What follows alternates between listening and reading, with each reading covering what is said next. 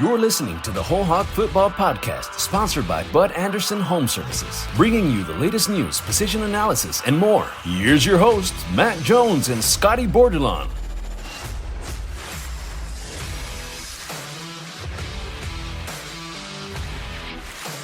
This month marks the silver anniversary of the Golden Boot Trophy. 25 years ago, in November of 1996, is when David Basil created the Golden Boot, and since then it's been a very entertaining rivalry. Most years have been kind of unpredictable. You might have thought you knew what was going to happen going into a game, and something else happened, and it kind of feels like it's going to be that way against Saturday night in Death Valley. Arkansas is favored to win the game, but LSU is coming off that great performance last week against Alabama, kept that game a lot closer than a lot of people thought they would. The Razorbacks, of course, come in on a 2-game winning streak, and they seem like they're playing better than they did during some of those October losses.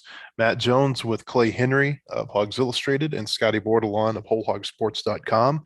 Clay, the LSU series, you never know what you're going to get, especially when you go into Death Valley, but you always know that you're going to get a pretty good atmosphere, and that's probably what we're expecting Saturday night. Yeah, it's the Forrest Gump series. It's there might be chocolates, but it may be a different flavor than you think as you pull them out one by one.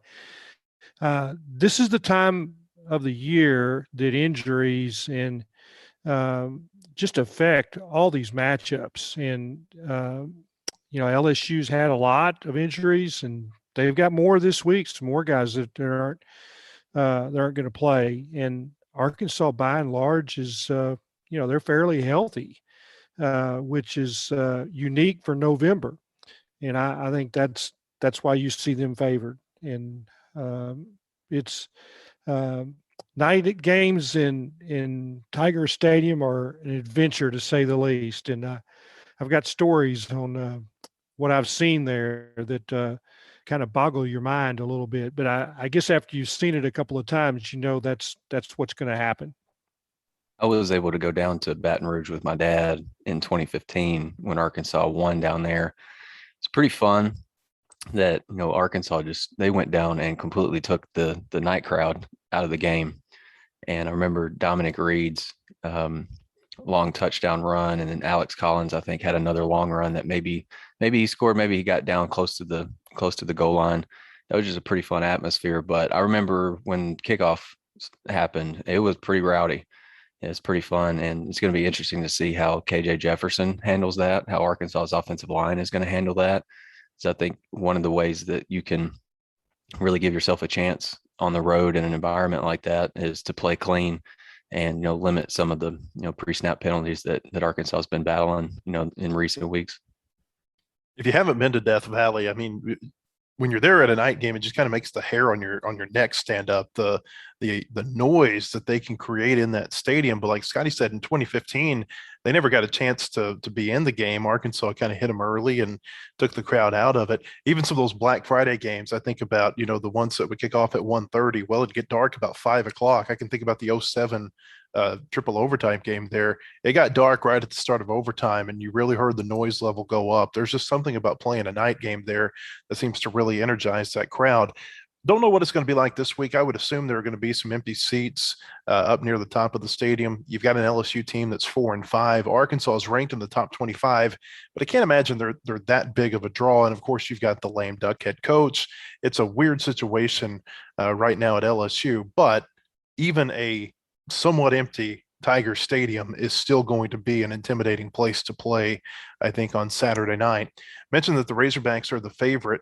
And Clay, I think it really has to do with the way that Arkansas has been moving the ball and LSU struggles offensively outside of their game against Florida when they had Davis Price go for close to 300 yards and 3 touchdowns. They've really been kind of an anemic offense. They haven't moved the ball very well this year. Yeah, that Florida game was the best their offensive line has played, and I think they've got three different starters that played that week that aren't going to play in this game. Both offensive guards have been ruled out, and Ingram has been pretty much a 4 or 5 year starter that's not going to play. That has really tormented Arkansas. Really a good player. I'm sure their backups are good, and I know Martinez has started a couple of games, so they're not just out of players, and they're never out of players. The guys they roll off the bench really are talented because they signed so many 4 stars from South Louisiana, and they dip into Houston, and they'll get their share out of that area, which is just an hour and a half away. A lot of those schools in South Texas that they recruit so well. Yeah, it's I think but if you really pin me down and say what's the difference between the teams, it's KJ Jefferson, his play at quarterback, the consistent nature of what he's done. Just seems like he plays a little better every week. And then you look at LSU, and they're going to play 2 quarterbacks because they've been disappointed with what they've gotten, and they're going to pull the red shirt off of a true freshman, Nussmeier, and see what he can do. And that, to me, that's the difference in the game, and that you have consistent play. And on third down, you have to have experience, in my way of thinking, and that's where the quarterback play just is so much different between these 2 teams.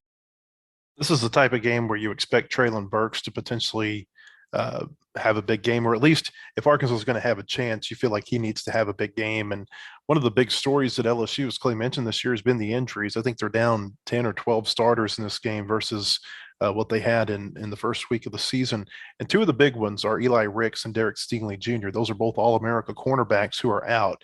They've had a couple of players who have stepped in and played pretty well in their absence. But, Scotty, this is the game where you feel like Traylon Burks could have a big night in Baton Rouge. Yeah, you're absolutely right about that. And it's interesting to think what LSU might do if they had both Stingley and Eli Ricks. Like, there's a possibility that they play both of those guys on the same side of the field to, eliminate Traylon. But now you're searching for answers. And I wrote last week that it seems like the biggest mismatch on the field when Arkansas is on offense is wherever Traylon is lined up. I mean, he's that big of a presence. He's that physical, fast, and just super talented. And you can basically throw up any pass to him and he's going to go get it. I mean, two of the balls that he's brought down this season that have been most impressive were actually catches, or were actually grabs that, didn't count. I remember the catch he made near the goal line against Texas A&M, where it looked like he may have dragged a foot near the end zone inbounds. And I think the officials took a look at that play and ruled he was out of bounds. And then you look at the catch last week that was ruled an incompletion in the back of the end zone. There's actual photo evidence that he got his foot down, and he's pretty incredible, man. And I think LSU has definitely got their work cut out for them, especially in the secondary. He's the key on the scouting report for Arkansas at the receiver spot. And I think Arkansas is going to have a pretty good opportunity to, go after those DBs a little bit. And now I think it's just kind of I don't know, you could say pressure, but I think you want other guys to get involved too, like a Davion Warren and a Warren Thompson. Warren Thompson was a little bit quiet against Mississippi State, and then he didn't have a good game against UAPB. He's another guy that can stretch the field too. So they're going to need, another receiver other than Traylon to, give them some production. Who do they put on Traylon? And I'm, you go through their roster and their cornerbacks, Dwight McLaughlin and Cordell Flott. And Flott's been injured, supposedly back this week, but I suspect it's going to be the nickelbacks. I hope that they get to their backup nickelback. His name is Pig Cage. Now, that just is the perfect name for somebody that Traylon Burks could torch, right? I mean, he's famous for going on his hog hunts. So hunting them with, just with a knife in hand. Yeah, and I mean, I think Pig Cage would be cut up pretty quickly by Traylon. I don't know. I mean, he does play, so at some point in the game, you're going to have Burks against Pig Cage, and I will probably chuckle when that happens. I guess if Cage wins that, it would be a caged pig. It would be Traylon Burks would be the one in the cage. The big key, I think, this week, Clay, is going to be how Arkansas picks up the blitz from LSU. Sam Pittman talked about they really brought the house against Alabama, showed a lot of different looks that they hadn't seen on film before last week's game against Alabama. Now they had 2 weeks to prepare for that game. I think they got 4 sacks on Bryce Young. I think they hurried him another 8 or 9 times. It's going to be real imperative for the offensive line to be able to pick up that blitz that I'm sure LSU is going to show again this week. Yeah, the question is, how is LSU going to line up? They've got a new coordinator that brought an NFL scheme, and they played 4-3 all season. They had 2 weeks to get ready, and you're right, and they changed to a 3-4 and brought blitzes. But the key to that game, it's always the way it is at this time of year, is Alabama had problems with their offensive line. Their center went down with an ankle sprain in the first quarter. They moved a guard to center. Moved a tackle to guard. It's he was a backup. So they had new guys playing 2 positions, and they were dominated. And LSU blitzed Damone Clark, the linebacker, through the A gap. Neil Farrell and Glenn Logan, who are both they've been there for 5 years. It's like they are studs, and that's not what you want. To be shuffling your offensive line against Glenn Logan and Neil Farrell, and those guys, 325 and 303. I know that Sam Pittman talked this week about that they're really glad to have Ricky Stromberg at center because he's one of their best players. And this is a week where, that interior part of your offensive line, your guards, are really going to be tested by what LSU can do up front, the games they'll play, how they line up. Are they going to be in an odd or an even front? And I guess they'll find out in the first quarter. She really had to practice against both. You don't know if they're going to flip back to the, a 4-man even front, or they're going to play the odd with the 3-4. LSU held Alabama last week to 6 yards rushing on 26 carries. So it's going to be really interesting to watch this week how Arkansas can run against that defensive front from LSU. Arkansas comes into the game, I think they're ranked 4th nationally in rushing yards, and I think the 3 teams that are in front of them are 2 service academies that run the triple option and Syracuse. They're the number 1 rushing offense in the SEC. One thing that we've seen be so pivotal in Arkansas's games this year, or at least in some games, have been the penalties. Of course, they were penalized like crazy in that loss against Georgia. A lot of penalty flags thrown again last week against Mississippi State. Pittman said earlier this week, he said, you're going to get some holding penalties during games. You're going to get some pass interference penalties. That's just all part of the flow of football. The ones that he said really bother him are the procedure penalties. I think there were 4 false starts last week, or maybe 3 false starts and an illegal snap in the Mississippi State game. He said that's on the coaches. That's on coaches to get that corrected. Arkansas, one of the most penalized teams in the SEC. And Clay, the thing that stands out to me is that LSU is the team that has been penalized the least in the SEC. That could be a big key. Yeah, not only the SEC, but in the nation. And now one of the things that they've done, and it's been criticized, but they have played very vanilla on both sides of the ball. And it's partly because they've been changing players so much that they've been trying to keep it simple. Not a lot of motions, not a lot of change in formations, pre-snap that Arkansas does, trying to scheme matchups. They hadn't blitzed a lot, so they had played really simple things, and that's one way to limit penalties is not to have to think a lot pre-snap. But they didn't last week. They kind of rolled out every blitz that you would expect out of the 3-4. They brought different combinations of linebackers to get to 4- and 5-man blitzes. They got 4 sacks of Bryce Young, and that's partly why the lost yardage plays affected their rushing stats. And in college, sacks come off your rushing totals. But yeah, it's the penalties is a big part of this game, and noise will be a factor, especially early on. That's why it's important for Arkansas to have a good start, is to kind of quiet that crowd and get that stadium where you can hear your snap count or understand what's going on in the communication area. That you might see KJ going player to player if he has to change plays, because they're not going to be able to hear his calls. Tiger Stadium, it is deafening at times, especially if the home guys get off to a good start. It's been really interesting to me to listen to Sam Pittman a couple of the last few times that we've gotten to talk to him. And he's mentioned, whenever he's been asked about penalties, that Cody Kennedy has kept his offensive linemen after practice to work on snap counts and, eliminating some of those penalties, doing some of those offensive line drills, those specific drills, where you work snap count with, crowd noise involved too. So we'll see if those extra work sessions pay off this weekend. Sam Pittman made a comment on his coach's show the other night. He said that the Mississippi State game was basically why you spend a scholarship on a kicker.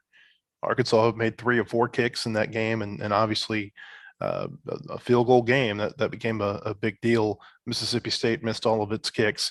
Cam Little's been very good for Arkansas. LSU's also got a really good kicker, though. A second-team All-American last year, Cade York, has made 48 of 58 career field goal attempts, and he's 9 of 10 this season. He had a 56-yarder earlier this year against McNeese, and that wasn't even a career long for him. He kicked a 57-yarder in the fog down at Florida last year during the shoe game.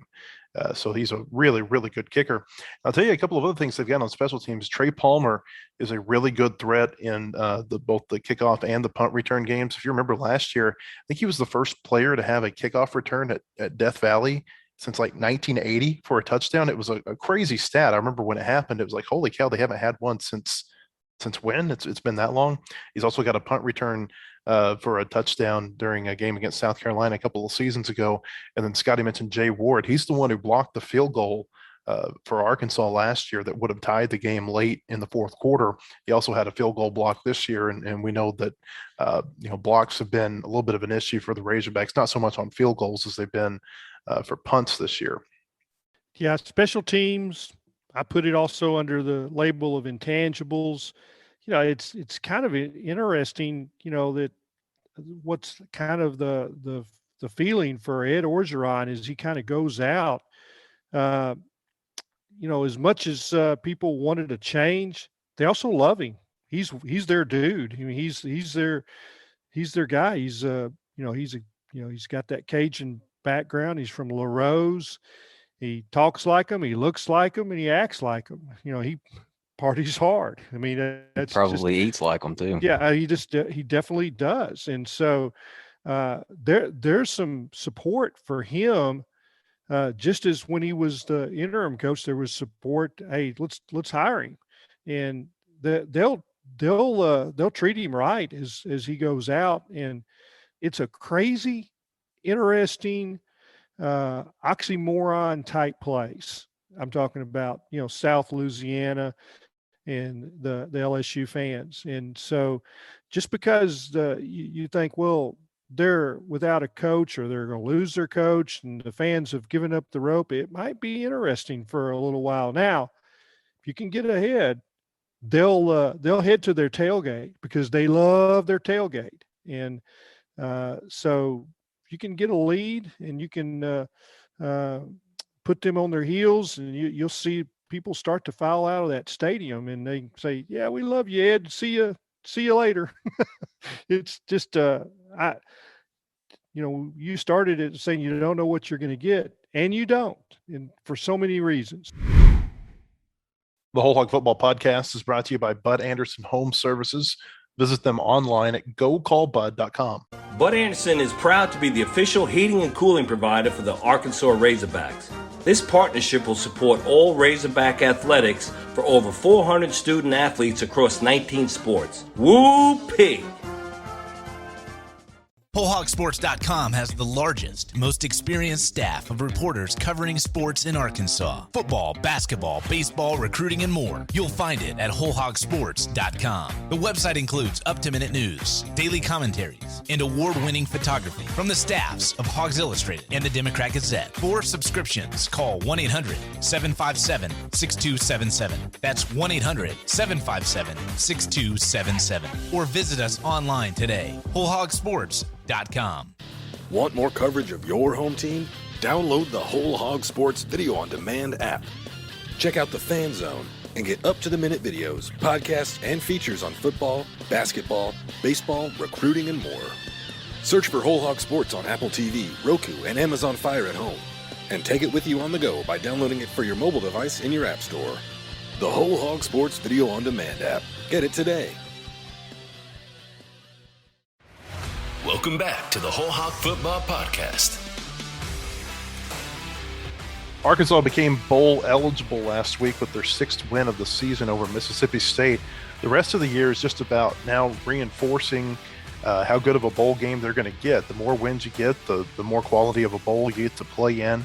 You look at the SEC's bowl tie-ins, and there are some games that you can say they're not going to play in that game. The Sugar Bowl, that seems like a stretch right now. Now, if they beat LSU, they somehow beat Alabama, all of a sudden they might be in the conversation for the Sugar Bowl.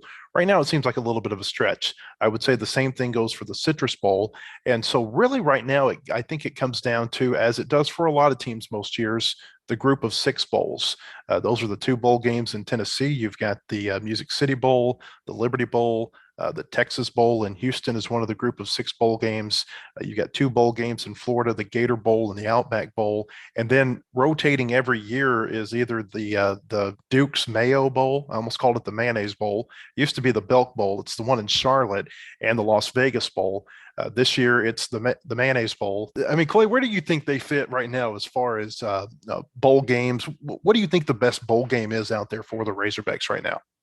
Yeah, that's interesting. And you think, well, where's the best place that they could travel to? Because that's what you seem to hear from all the bowls. They want to, they didn't have. There was a lot of them that didn't have very good crowds last year because of COVID.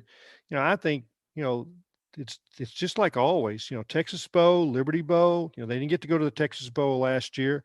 I know that that bowl really wanted Arkansas. And thought that they would bring, good crowd support. So I still think those are the ones. And there's other teams. It's the dynamics of what Arkansas is right now is to me highly interesting in that they celebrated bowl eligibility last week with vigor. I mean, it was obvious that it was a big deal to everybody. And this is a team that I'm not sure has had enough of success to understand how to deal with it, and that you have to stay hungry, that you have to play the same way. You can't be up and down.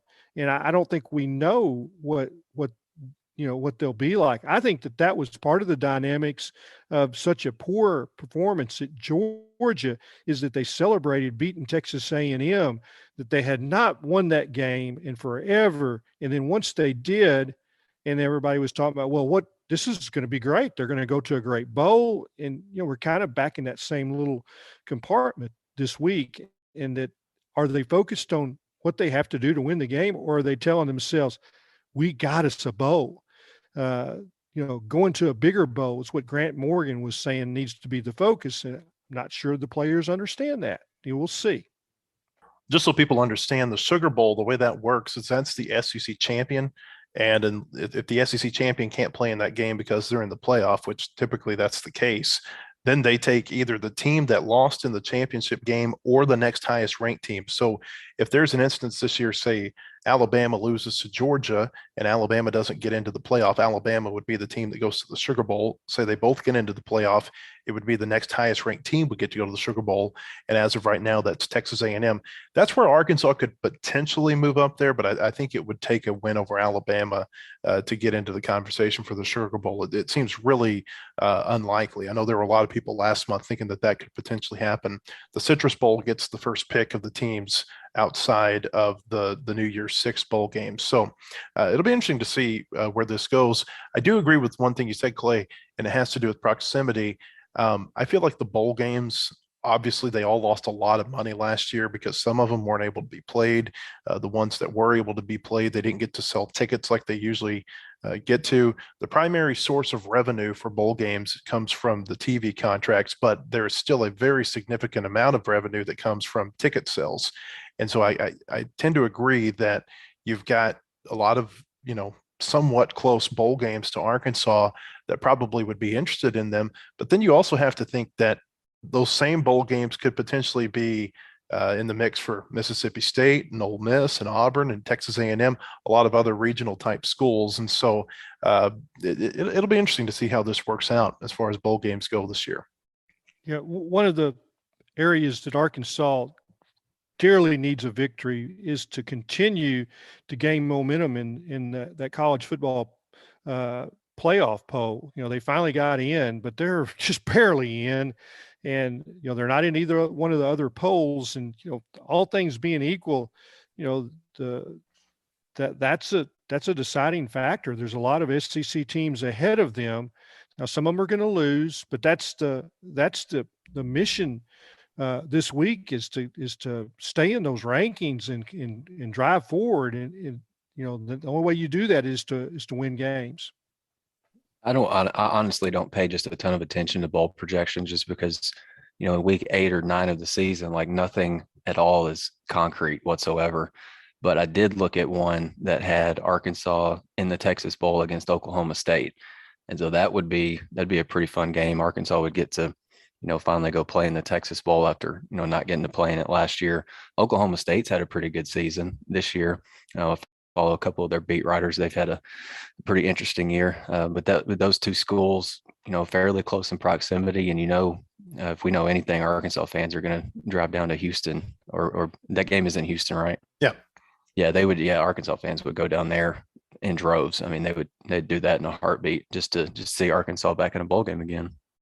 Yeah, I feel like it would be the same way in Memphis or Nashville as well if they played in one of those two bowl games. Prediction time now. It's an interesting week in the SEC. Not a lot of marquee games, but there are a couple.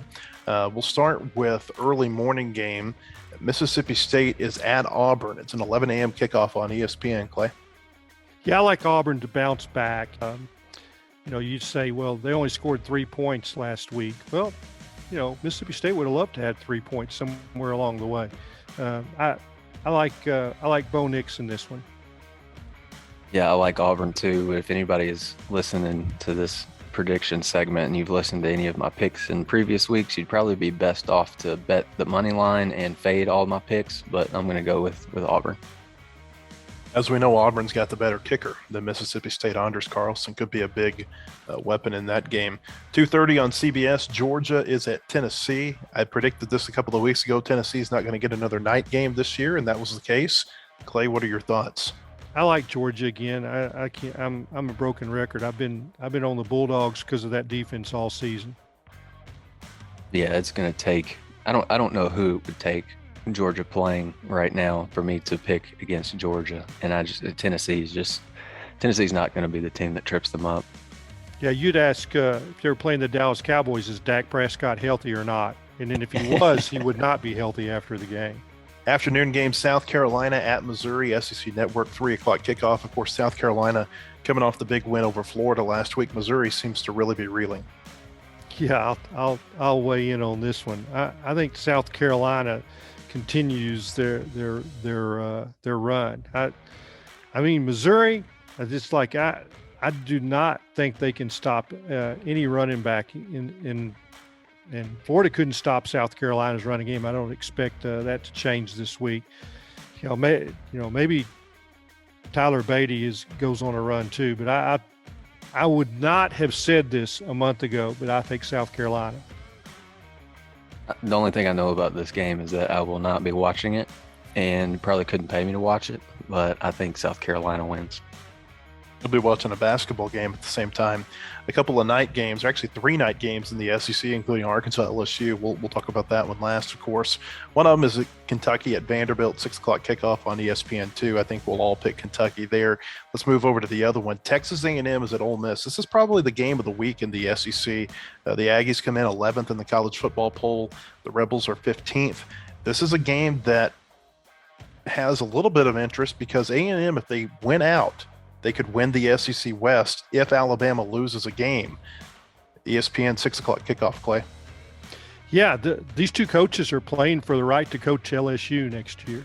I'm joking because they're like candidates 1 in 1A, right? I think Jimbo's is the top choice, and then Lane Kiffin is their second choice. I got Ole Miss. I think that they're a little healthier right now and got a few more weapons. But I tell you what, the Aggies have gained a little steam of late. Yeah, it's interesting. I think the injuries at Ole Miss are concerning to me. Like, I think they went into last week's game against Liberty where I think Lane Kiffin said 9 of his 11 offensive starters were at least banged up in some way. And they came out and hit Liberty in the mouth like you would probably expect, but they were just kind of even after that for the most part. I like Texas A&M in this game. It's just I like Matt Corral too, but I'm going to pick Texas A&M because I think the injuries to some of Matt Corral's receivers, I think that can make a difference. Alabama plays New Mexico State this week. They follow with Arkansas and then Auburn. The game against Auburn is at Auburn. Clay, do you think they could lose one of those two games and A&M could get into the SEC championship game? No, I don't. But it's, I'm anxious to see what happens at Alabama with their center. Do they get that guy back? And supposedly he's going to play this week. But you think that, even if he doesn't, he'd be ready to play against Arkansas.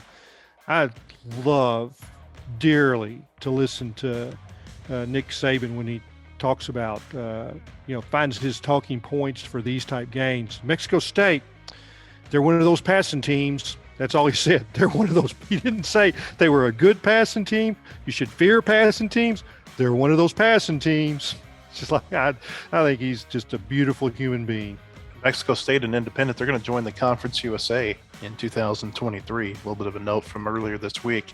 Finally, Arkansas and LSU, 6:30 kickoff. The game's going to be on SEC Network at Death Valley in Baton Rouge. Arkansas has lost 5 straight games in this series, and a lot of them have really been mismatches. Last year's game was close, but the 4 games before that, there was a game that was decided by a touchdown, but Arkansas was down by 21 in the fourth quarter. It feels like a lot of these games have really been mismatches. It's the first time, Clay, that I felt good about Arkansas's chances going into this game in quite a while. Last year, it was a close game, but Arkansas was without all those defensive linemen. Yeah, I think Arkansas is the better team. There are aspects of the matchups where LSU might have some of the better players on the field. But if you've got the better quarterback, and Arkansas does, that's where I lean. And KJ Jefferson is my guy this week, and I think you'll also see Barry Odom maybe come out of his shell a little bit, and especially if Nussmeier is the quarterback. And the old adage is that you blitz the young ones and the inexperienced quarterbacks. And so you might see, some Arkansas fans sitting in their easy chair and raise both fists and jump up when they see a blitz. Yeah, I like Arkansas in this game too, and it basically comes down to kind of what Clay said. KJ has grown so much since the first game of the season, and he's really been just super, just passing the ball, down the field to Traylon Burks. And Traylon, Matt sent a graphic, I think, from CFB Film Room earlier this week. I think he's got the 4th most receptions of 20-plus yards, I think, since, 2015 or 2016, and everybody else on that list. The 4th most touchdown receptions of 20 or more yards. Yeah. Yeah, so, that just kind of speaks to the player that Traylon is. I think he's going to have a big day, especially if LSU sends total blitz. KJ is going to, I think Traylon is KJ's hot route anyway, but he can just toss a ball up to Traylon and you feel pretty good about him coming down with it. I also think it's a potentially big weekend for Dominic Johnson too. I think he can really grab a firm hold of that top spot in the running back room with another good week. I got to correct myself, Scotty. It is the most receptions of 20 yards downfield, not just touchdowns. And the players ahead of him, Devontae Smith, Emmanuel Hall, and Jamar Chase. Not a bad group to be a part of. I go with Arkansas. Arkansas. In a special class. Yeah, he definitely is. I go with Arkansas this week for the same reason that we talked about on Tuesday. I just don't know what the motivation is for LSU. I get caught up a lot watching these post-game and pre-game videos that the Razorbacks put out on their social channels. And you can really tell the players are locked into what Sam Pittman is talking to them about. And in November, they've talked about the 4 Bs. Last week it was the Bulldogs of Mississippi State. This week it's the Boot. Next week it's Bama. The final week it's the Battle Line rivalry against Missouri. You can tell they're just really locked in to what he's saying, and they may not win, but I think the one thing that you're going to get with them is really great effort. And I don't know that you can say that every time about LSU. And it just feels like this is the week where they're able to get off the schneid and beat LSU and win the Boot back. And who knows, maybe at the end of the season, they're sitting in Fayetteville with all 3 of their rivalry game trophies. They've already got the one against Texas A&M, and you've got to feel good about their chances against Missouri in a couple of weeks. Again, Arkansas and LSU, 6:30 kickoff Saturday night on SEC Network. Go to WholeHog Sports before, during, and after the game. We'll have plenty of coverage.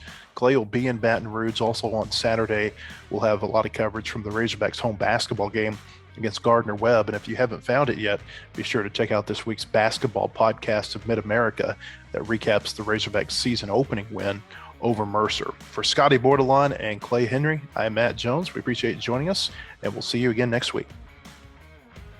The proceeding has been a production of WholeHogSports.com.